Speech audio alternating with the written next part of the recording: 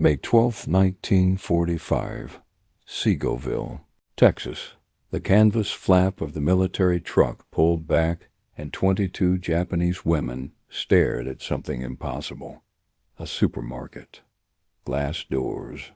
Bright lights. Pyramids of fruit stacked like monuments to abundance. Nurse Yoko Harada pressed her fingers against the rough wooden bench beneath her, needing something solid, something real, because everything she'd been taught about America was dissolving in the Texas heat. Before we go further into this moment that shattered worlds, take a second to hit that like button and subscribe so you never miss these untold chapters of history. Drop a comment telling me where you're watching from. I love connecting with fellow history lovers across the globe. These stories deserve to be remembered, and your support keeps them alive. Inside that truck, Yoko clutched a small cloth pouch containing her sister's wooden comb. Her hands trembled, not from fear of torture, not from hunger, but from the creeping, suffocating realization that if the propaganda about American starvation was a lie, then everything else might be too. And if her government had lied about oranges and milk, what else had they hidden? What had her brother really died for in the jungles of Guadalcanal? The automatic doors slid open. Cold air rushed out, carrying impossible scents, fresh bread, citrus, abundance. And in that moment, watching those doors open by themselves while Japan burned, Yoko understood a terrible truth. Her empire hadn't lost the war on some distant battlefield. It had lost before the first shot was fired, defeated by a nation so wealthy it could waste electricity, making doors convenient.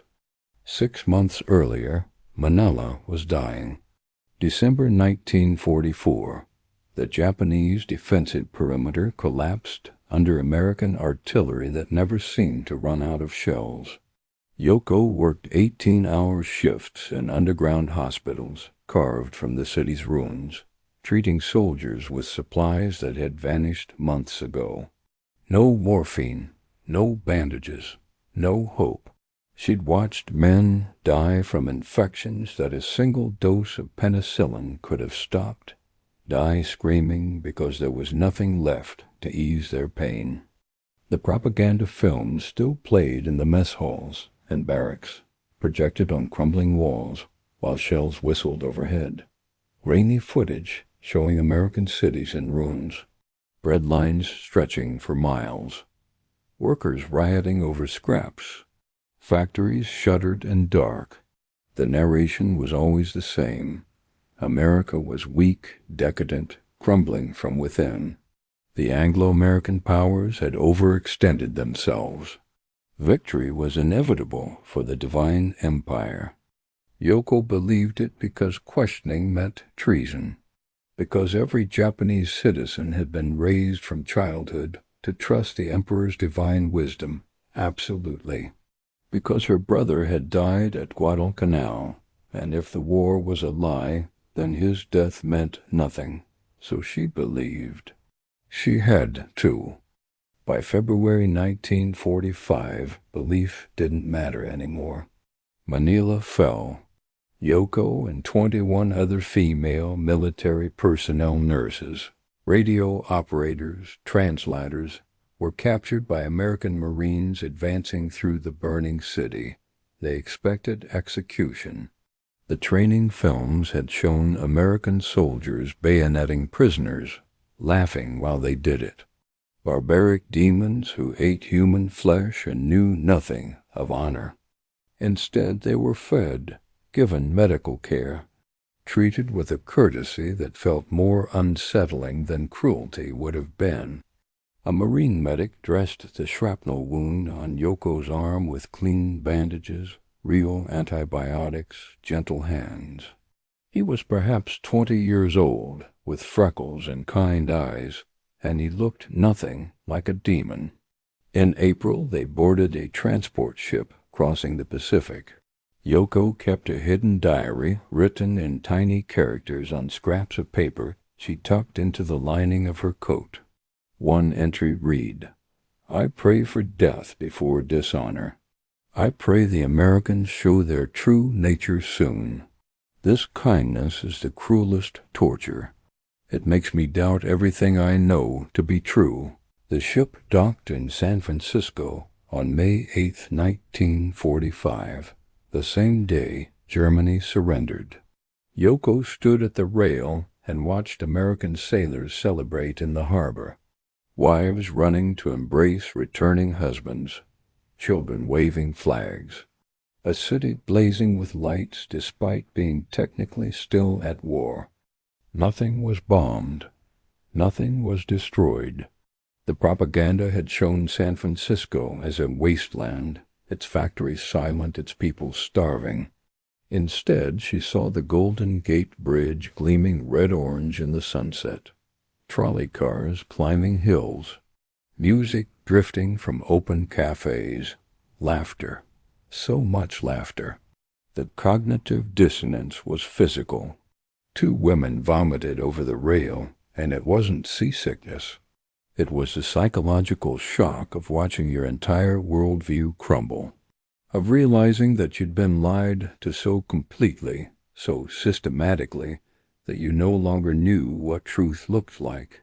Seagoville Federal Detention Center sat in flat Texas prairie, surrounded by barbed wire and guard towers, but it wasn't the hellscape they'd expected. The barracks were clean. Each woman received 2 blankets, a pillow, a metal locker. There were showers with hot water, toilets that flushed, windows with glass. The contrast to their last months in Manila, sleeping on stone floors, sharing thin mats with rats, washing in contaminated water, was incomprehensible. Yoko wrote in her diary, "This prison is nicer than the officers' quarters in Manila." What does that mean? On their second day, guards announced they would visit a local supermarket, orientation, they called it, to see how they could eventually shop for supplemental goods with the small stipend the camp provided. The women assumed this was psychological warfare. They would be shown fake abundance, a Potemkin village designed to break their spirits. Or perhaps they'd be forced to watch Americans eat while they starved. That would match what they'd been taught about American sadism. The truck ride through Seagoville shattered the first layer of certainty. Houses with green lawns, children riding bicycles, a man washing his car in his driveway on a Wednesday afternoon, wasting water like it was infinite. A woman hanging laundry that looked clean, white, unstained by the gray soap substitutes that had replaced real detergent in Japan by 1943. Nurse Fumiko Tanaka whispered to Yoko, "Where are the ruins? Where are the starving masses?" Yoko had no answer. Her mind kept trying to reconcile what she saw with what she'd been told. Maybe this was a special wealthy neighborhood. Maybe the real America was hidden behind these facades. Maybe the poverty existed just beyond the next hill, carefully concealed from prisoner eyes. Then they turned onto Main Street and saw the Piggly Wiggly. The supermarket sat on a corner lot, its windows blazing with fluorescent light even in daytime. A parking lot held a dozen cars, civilian cars, not military vehicles, which meant ordinary people owned automobiles while fighting a global war. In Tokyo, private car ownership had been banned in 1943 to conserve fuel. Here, housewives drove to buy groceries. The Piggly Wiggly of Seagoville, Texas, was not large by American standards, roughly 8,000 square feet. A modest, small-town grocery. But to women who'd last seen civilian food distribution in Tokyo in 1943, where families waited hours for a single cup of rice, it looked like a palace of impossible plenty. The automatic doors opened. That alone seemed like science fiction. Doors that opened themselves. Electricity wasted on convenience while fighting the largest war in human history. The blast of refrigerated air hit them like a physical force. In tropical Manila, they'd forgotten what cold felt like. But more than temperature, it was what the cold meant.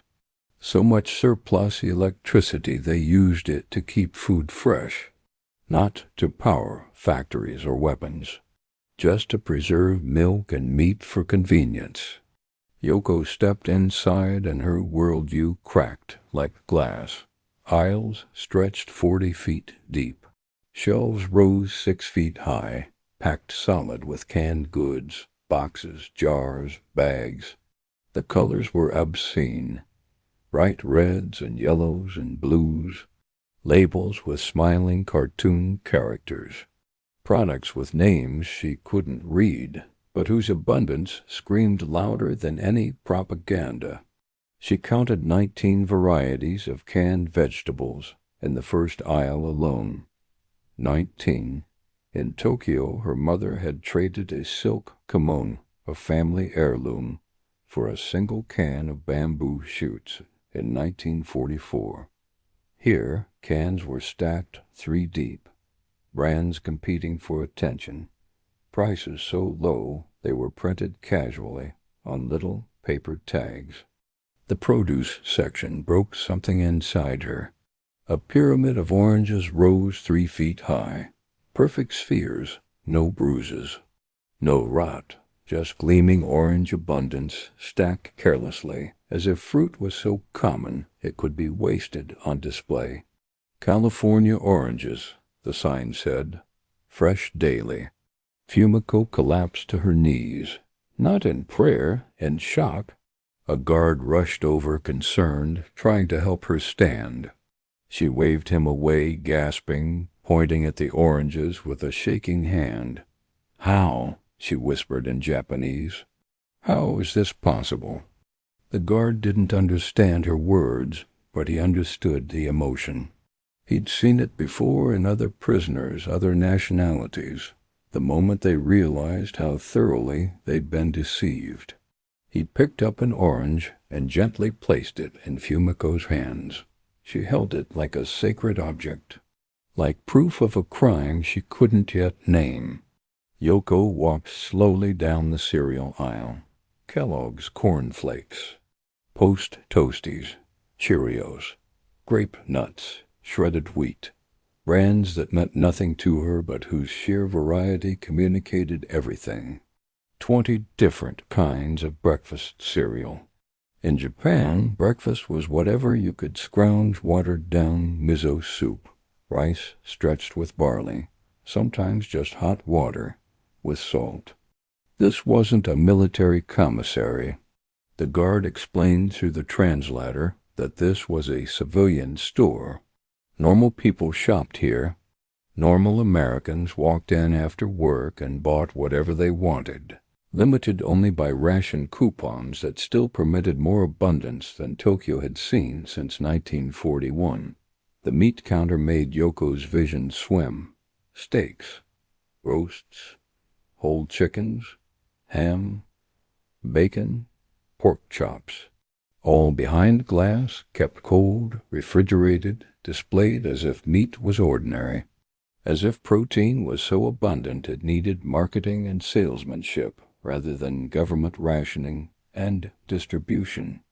She remembered her last meal before Manila fell, watery rice mixed with sawdust to stretch it further, the gritty texture scraping her throat. She remembered watching soldiers die of starvation with weapons still in their hands, too weak to lift their rifles.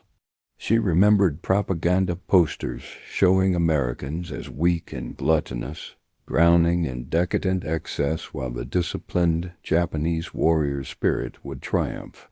The posters were right about one thing. Americans had abundance, but weakness? How could a nation this wealthy, this industrially mighty, be weak?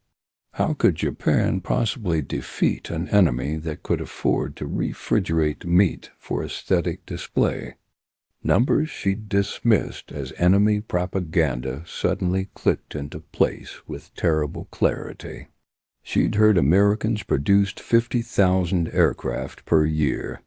She'd assumed it was exaggeration, psychological warfare, but a nation that could stock every small-town grocery with this much food, that could refrigerate milk as an afterthought, that could waste electricity on automatic doors during wartime 50,000 planes, suddenly seemed conservative. The dairy section was the final blow. Milk, butter, cheese, cream, yogurt, ice cream, all cold, all fresh, all available. In Japan, milk had become a luxury reserved for sick children by 1943. Adult? Civilians hadn't tasted real butter since 1942. Here it came in glass bottles in 3 sizes, delivered daily by smiling men in clean trucks. Yoko touched the cold glass of a milk bottle. Her fingerprint left a mark in the condensation. That single bottle contained more nutrition than her mother had received in a month. The price tag said 15 cents. 15 cents for something that had become precious as gold in Japan. The other women moved through the aisles like ghosts, touching things, smelling things, trying desperately to understand. Several cried silently, not from sadness, from the complete collapse of their understood reality. Everything they'd been taught was a lie. Every sacrifice had been based on false information. Every death had been in service of a delusion. A woman named Keiko found the bread aisle. White bread, wheat bread, rye bread, all pre-sliced, wrapped in wax paper, dated for freshness.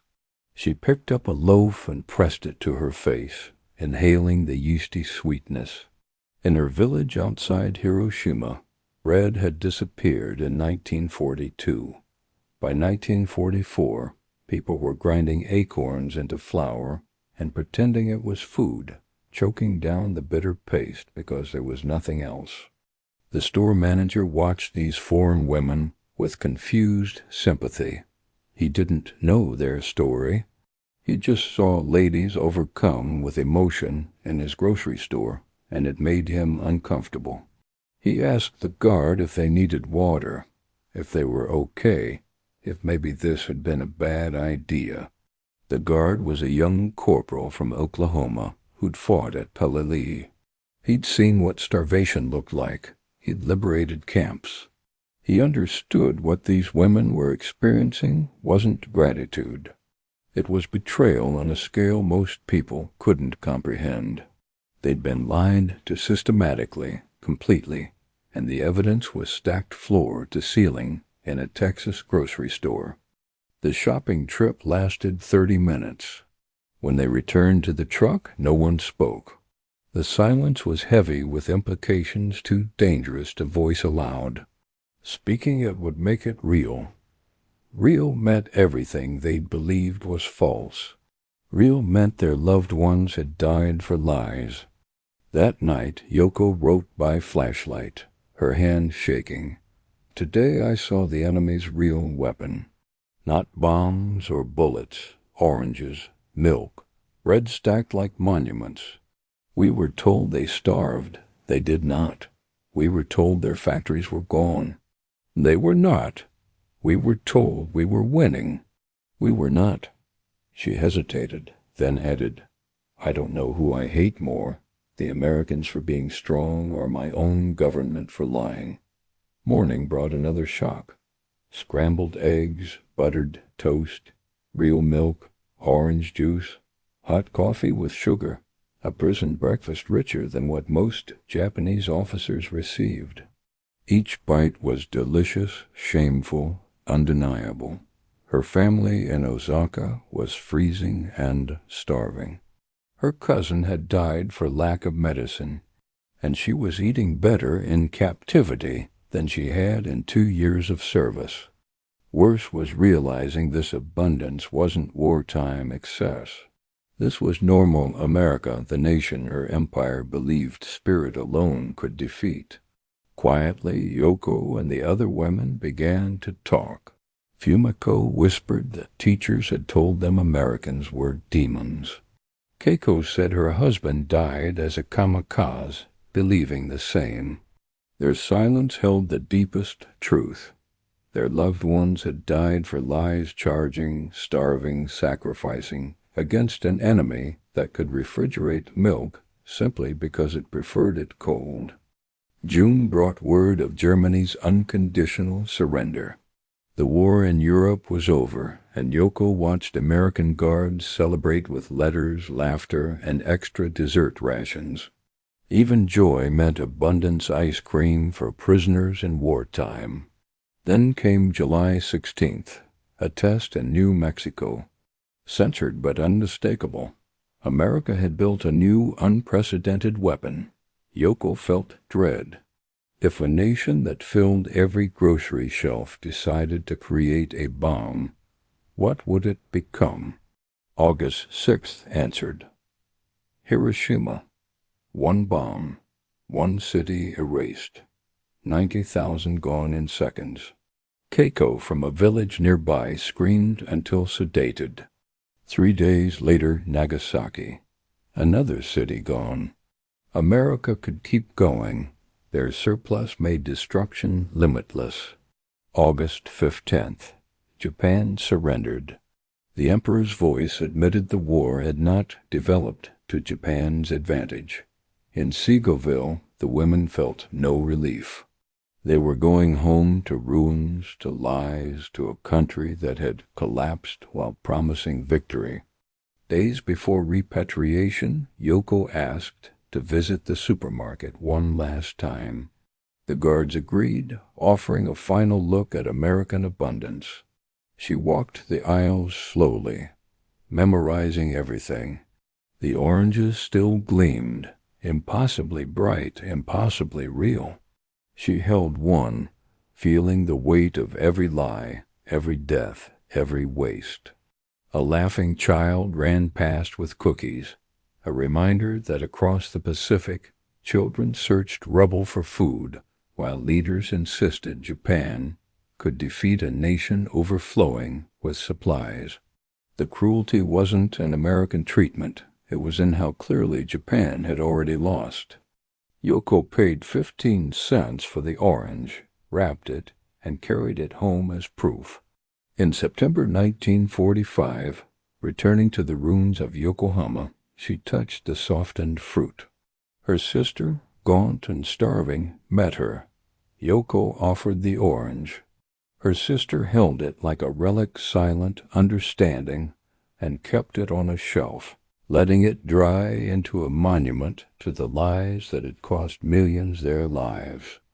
Years later, Yoko became a teacher in Osaka, silent about the war in a culture that preferred forgetting.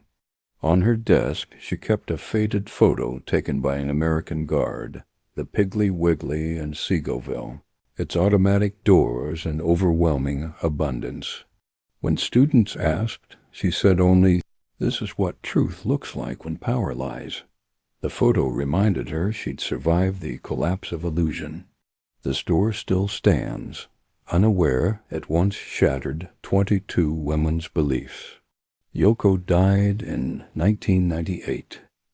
In her diary, she wrote that Japan hadn't been defeated by armies, but by American abundance proof preserved in a single dried orange.